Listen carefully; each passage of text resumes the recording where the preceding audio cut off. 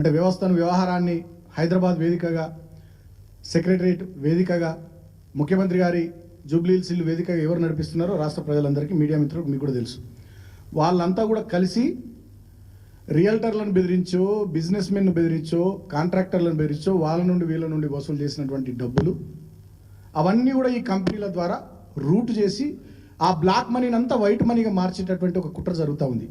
ఒకవైపు అధికార దర్పాన్ని, పదవులు లేకున్నా, హోదాలు లేకున్నా అధికారిక కార్యక్రమాల్లో పాల్గొంటూ రాష్ట్రమంతా తిరుగుతూ, రాష్ట్ర రాజధానిలో తిరుగుతూ అధికార దర్పాన్ని ప్రదర్శిస్తూ ఒకవైపు, ఇంకొక వైపు ఏమో అవినీతి విచ్చలవిడిగా వాళ్ళని బెదిరించి వీళ్ళని బెదిరించి వసూలు చేస్తున్నటువంటి డబ్బులు ఈ కంపెనీల ద్వారా రూట్ చేసి దాన్నంతా బ్లాక్ మనీని అంతా వైట్ మనీగా మార్చేటటువంటి ఒక కుట్ర, ఒక ప్రయత్నం ఇక్కడ జరుగుతూ ఉంది. సో కాబట్టి నేను కాంగ్రెస్ హైకమాండ్ని కోరుతా ఉన్నా, కాంగ్రెస్ పార్టీలోని సీనియర్లను కూడా కోరుతా ఉన్నా, తెలంగాణ మేధావులను, తెలంగాణ ప్రజల్ని, తెలంగాణలోని పార్టీలను అందరినీ కూడా, మీడియా మిత్రుల్ని, బుద్ధిజీవులందరినీ కూడా ఆలోచించమని కోరుతా ఉన్నా. ఒక పాట ఉంది, ఎవని పాలైంది రో తెలంగాణ, ఎవడేలుతున్నాడు రో తెలంగాణ. రేవంత్ పాలైంది తెలంగాణ, రేవంత్ కుటుంబం పాలైంది తెలంగాణ, రేవంత్ కుటుంబం ఏలుతున్నది తెలంగాణను. మరి ఆ ఏలుడేమన్నా నీతిమంతంగా ఏలుతుండ్రా? ప్రజల ద్వారా ఎన్నికై ప్రజాప్రతినిధులుగా మారి ఏమన్నా ఏలుతుర్రా అంటే లేదు. ఒక రేవంత్ రెడ్డిని అడ్డం పెట్టుకొని ఆ కుటుంబము విచ్చలవిడిగా పాలన, విచ్చలవిడిగా అవినీతి కార్యక్రమాలతో ముందుకు పోతా ఉన్నటువంటి తీరును ఇవాళ సాక్ష్యాలతో సహా తెలంగాణ సమాజం ముందు ఉంచినాం. ఇక వీటిని ప్రశ్నిస్తే, వీటి గురించి మాట్లాడితే కేసులు.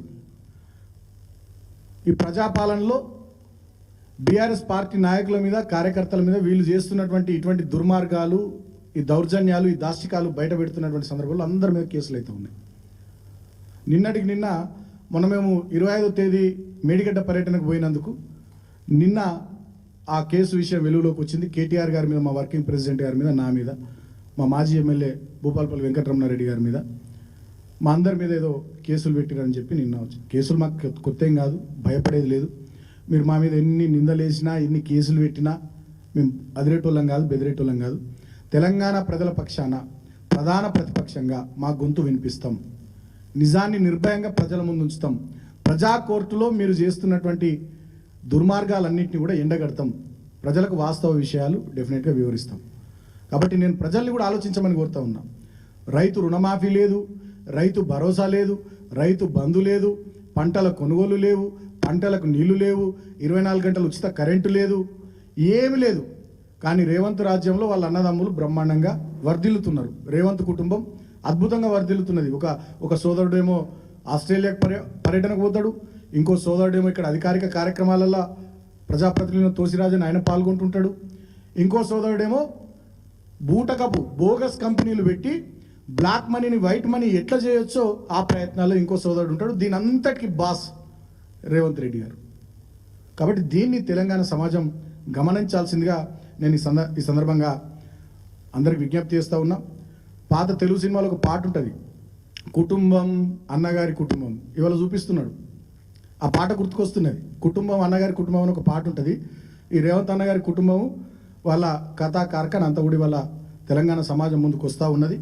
వీళ్ళ 100 కార్ల కాన్వాయ్లు, పోలీస్ ఎస్కాట్లు, అసాధారణ రీతిలో భద్రత వీళ్లకు, అదేవిధంగా నేను ఇందాక చూపించినట్టుగా వీళ్ళ బోగస్ డొల్ల కంపెనీల ఏర్పాట్లు, వీళ్ళ ఆస్ట్రేలియా పర్యటనలు, అధికారిక హోదా లేకున్న అసెంబ్లీ కమిటీ హాల్లో వీళ్ళు రివ్యూ మీటింగ్లో వేదిక పైన స్పీకర్తో సమానంగా వీళ్ళు కూర్చోవడాలు, మంత్రులతో సమానంగా కూర్చోవడాలు. దయచేసి తెలంగాణ సమాజం రేవంత్ కుటుంబం ఏం చేస్తున్నది, రేవంత్ కుటుంబం యొక్క అధికార దర్పం, అధికార మదం వాళ్ళు ఎట్లా ప్రవర్తిస్తున్నారో ఒకసారి ఆలోచన చేయాల్సిందిగా నేను తెలంగాణ సమాజానికి విజ్ఞప్తి చేస్తా ఉన్నా. అదేవిధంగా వాళ్ళు చేస్తున్నటువంటి అవినీతి